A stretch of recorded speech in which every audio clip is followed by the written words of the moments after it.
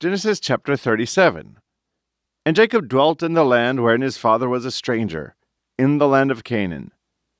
These are the generations of Jacob.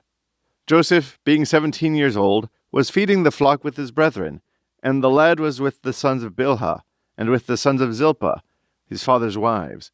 And Joseph brought unto his father their evil report. Now Israel loved Joseph more than all his children, because he was the son of his old age, and he made him a coat of many colors. And when his brethren saw that their father loved him more than all his brethren, they hated him, and could not speak peaceably unto him. And Joseph dreamed a dream, and he told it his brethren, and they hated him yet the more. And he said unto them, Hear, I pray you, this dream which I have dreamed. For behold, we were binding sheaves in the field, and lo, my sheaf arose, and also stood upright. And behold, your sheaves stood round about, and made obeisance to my sheaf. And his brethren said to him, Shalt thou indeed reign over us? Or shalt thou indeed have dominion over us? And they hated him yet the more for his dreams, and for his words. And he dreamed yet another dream, and told it his brethren, and said, Behold, I have dreamed a dream more. And behold, the sun and the moon and the 11 stars made obeisance to me. And he told it to his father and to his brethren, and his father rebuked him, and said unto him, What is this dream that thou hast dreamed? Shall I and thy mother and thy brethren indeed come to bow down ourselves to thee to the earth? And his brethren envied him, but his father observed the saying. And his brethren went to feed their father's flock in Shechem. And Israel said unto Joseph, Do not thy brethren feed the flock in Shechem? Come, and I will send thee unto them. And he said to him, Here am I. And he said to him, Go, I pray thee, see whether it be well with thy brethren, and well with the flocks, and bring me word again. So he sent him out of the vale of Hebron, and he came to Shechem. And a certain man found him, and behold, he was wandering in the field. And the man asked him, saying, What seekest thou? And he said, I seek my brethren. Tell me, I pray thee, where they feed their flocks. And the man said, They are departed hence, for I heard them say, Let us go to Dothan. And Joseph went after his brethren, and found them in Dothan. And when they saw him afar off, even before he came near unto them, they conspired against him to slay him.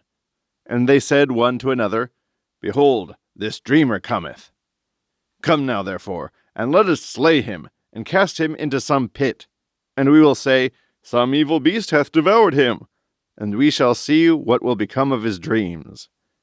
And Reuben heard it, and he delivered him out of their hands, and said, Let us not kill him. And Reuben said unto them, Shed no blood, but cast him into this pit that is in the wilderness, and lay no hand upon him, that he might rid him out of their hands, to deliver him to his father again. And it came to pass, when Joseph was come unto his brethren, that they stripped Joseph out of his coat of many colors that was on him. And they took him, and cast him into a pit, and the pit was empty, there was no water in it. And they sat down to eat bread, and they lifted up their eyes, and looked, and behold, a company of Ishmaelites came from Gilead with their camels, bearing spicery and balm and myrrh, going to carry it down to Egypt. And Judah said unto his brethren, What profit is it if we slay our brother, and conceal his blood? Come, and let us sell him to the Ishmaelites, and let not our hand be upon him, for he is our brother and our flesh. And his brethren were content. Then there passed by Midianites merchantmen, and they drew out and lifted up Joseph out of the pit, and sold Joseph to the Ishmaelites for 20 pieces of silver. And they brought Joseph into Egypt.